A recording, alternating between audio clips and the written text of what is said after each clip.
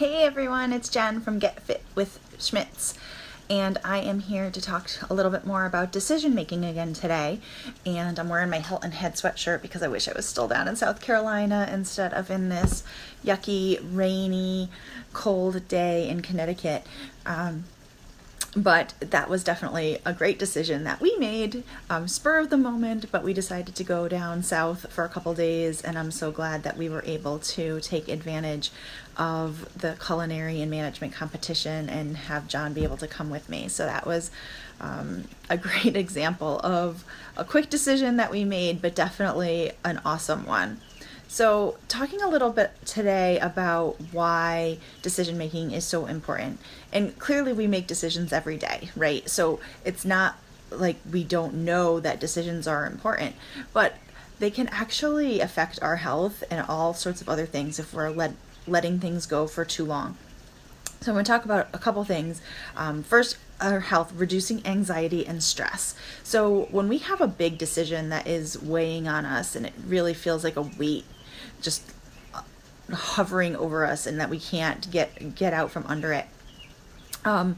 When you finally make that decision, it's so huge, right? Like you feel like a weight has really been lifted off of your chest, off of your shoulders, and that you've come to a good point, right? And so learning how to make decisions more efficiently and quicker can help you reduce a lot of stress and anxiety rather than letting things go on and on and on. Another thing is teaching our kids, if you're a parent, on how to become good decision makers. It's not something that just comes naturally. And our kids need to learn how to make decisions and how to make the right ones.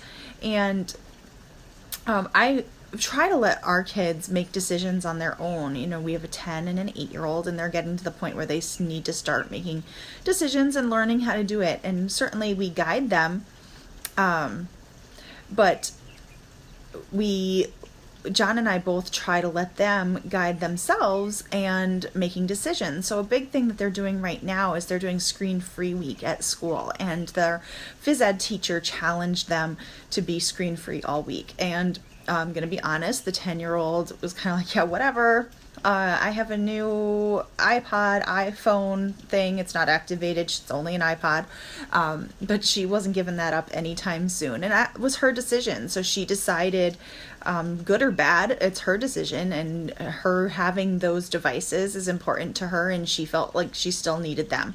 Now, the 8-year-old really struggled because he knew that it was important to his teacher and he felt like it was a challenge, and he loves a challenge.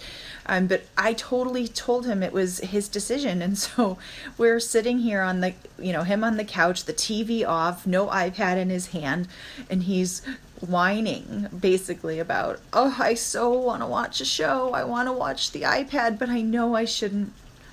I want to watch a show. I want to play with the iPad, but I know I shouldn't. And I told him, I said, Jack, it's your decision. It's up to you. And it's, whether or not you want to, be able to tell your teacher that you completed the task that he asked, or whether you didn't. And ultimately what he decided was that he would not completely limit it, but he would limit to news, because he actually likes watching news in the morning, and he likes watching sports. He likes watching the Red Sox with John and I in the evening. And so doing that gave him a good compromise, right? So he didn't completely lose out on everything, but he did give up the iPad and no games for the whole week. So I'm pretty proud of him about that. And I'm glad that we were able to guide him in making those decisions. And then the last thing is helping your leadership skills.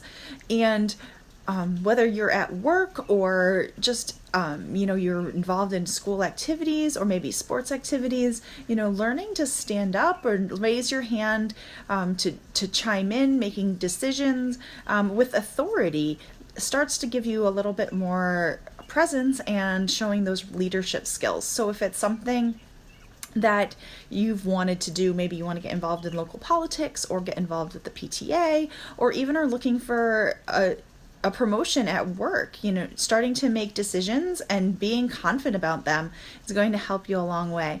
So that's a few things that I wanted to talk about. I will have a blog up later and with a few more ideas about how and why decision making is so important. So check that out and watch for it later. Thanks. Bye.